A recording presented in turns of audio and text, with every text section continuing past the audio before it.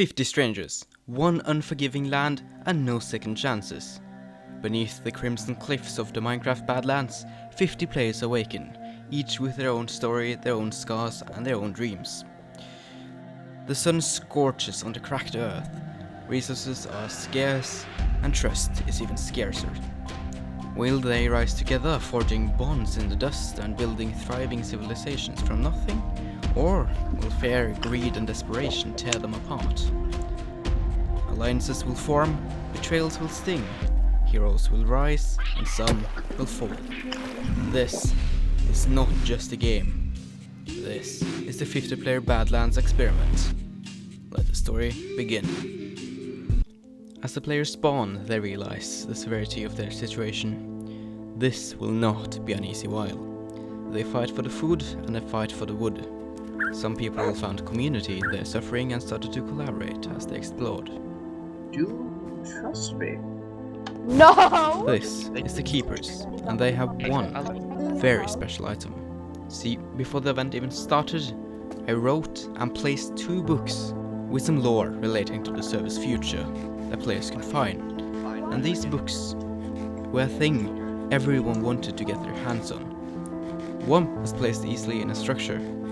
The Keepers ended up finding it, and this would end up being the most important thing that would happen in the entire world on day 1. Moving on, some players had found a very unique tree that had been made and decided to make that their place of operation. People were scavenging for resources, and people died left, right, and center. After a bit, things started to settle. The Keepers found their place to make their base. The people by the holy tree set up their thing there, but there was tension. There was an influx in population numbers, and the place where they stayed got out of hand. It was hard to control and it was impossible to work together, so Pixels decided to hide the book. After a bit of arguing, they each went their own way. But then, out of nowhere, people showed up and friendly. People wanted the book, as they heard it was for a reward. They were relentless. The Keepers ending up getting raided and lost most of their loot. It was chaotic. Pixels ended up getting tortured for the location of the book, and then killed off. Pixels also started having doubts in his ability to lead, and the whole book thing was starting to take a toll on him. But then a player called AnyZoom talked him into it. You got us, you built a great group. We just gotta regroup. Yeah, but we got this.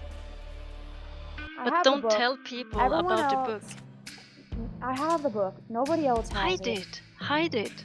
Oh. We go get their book later. But Put them like, together. The keepers want it. The keepers want it. You are the keeper. I'm not a keeper, man. The You keepers are. The keepers You're are the- broken. You're the keepers are heart gone. of the keepers. No, I'm not. Due to people's violent nature of the book, Pixels decided to burn the book, and Astro showed up to kill Pixel before he could burn it. But instead, he watched it burn. He was the most relentless to hunt for the book in all of the world. He got furious after seeing the book get burned. So after some fighting over the book, a meeting was called to talk about the influx and grief and stuff. If you don't care, then why are you here? At the meeting, a player was flexing a very special block. A pink wool block that only Pixel had. See, the book that got burned was never the real book. It was a fake. The real one Pixel had hid behind a mountain with the wool block. And someone watched the stream and managed to get their hands on that block and that book, which made Pixel furious. And with that, Pixel and his gang went into a hole to hide for the rest of the day, as night fell upon us.